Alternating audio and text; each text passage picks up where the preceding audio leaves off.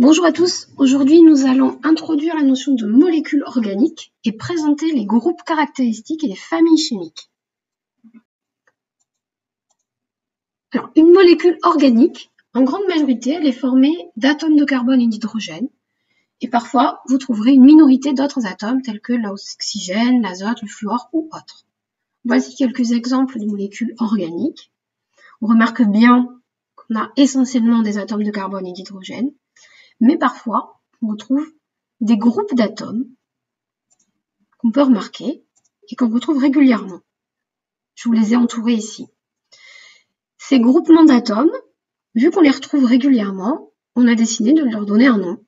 Vous avez ici le groupe carbonyle, vous devez connaître le nom, et là vous avez le groupe hydroxyle.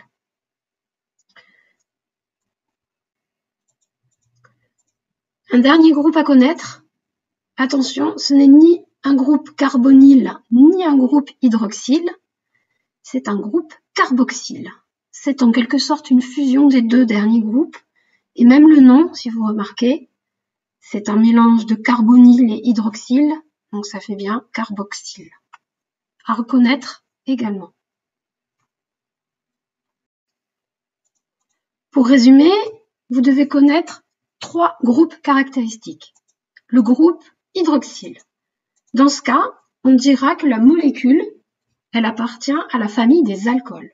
Vous avez un exemple qui apparaît, et un alcool, une fonction alcool, c'est une simple liaison COH. Par ailleurs, vous avez le groupe carbonyle. Là, vous avez deux familles, deux possibilités. Soit vous avez la famille des cétones ou la famille des aldéhydes. Alors, pour les différencier, voici 2 exemples.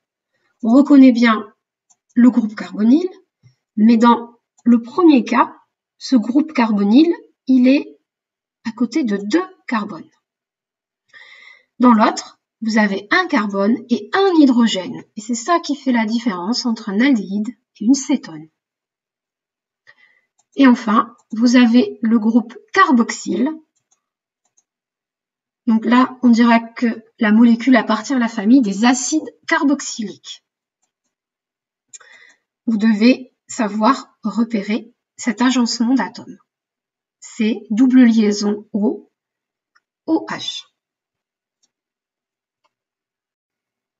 Une dernière définition, vous devez savoir ce qu'est le carbone fonctionnel. C'est le carbone qui porte le groupe caractéristique.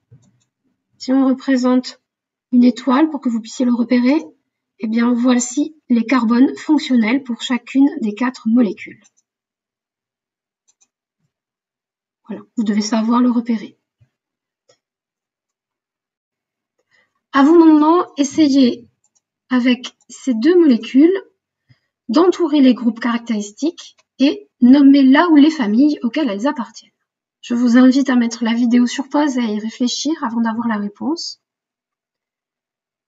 Alors, correction, vous reconnaissez le groupe carboxyle et un groupe hydroxyle. La molécule, elle appartient donc à 2 familles, la famille des alcools et des acides carboxyliques. Pour l'autre molécule, on reconnaît également le groupe carboxyle et le groupe carbonyle. Étant donné qu'il n'y a que des carbones à côté de ce groupe carbonyle, eh bien, la molécule appartient à la famille des cétones et des acides carboxyliques. Voilà, c'est terminé pour cette première partie. À bientôt!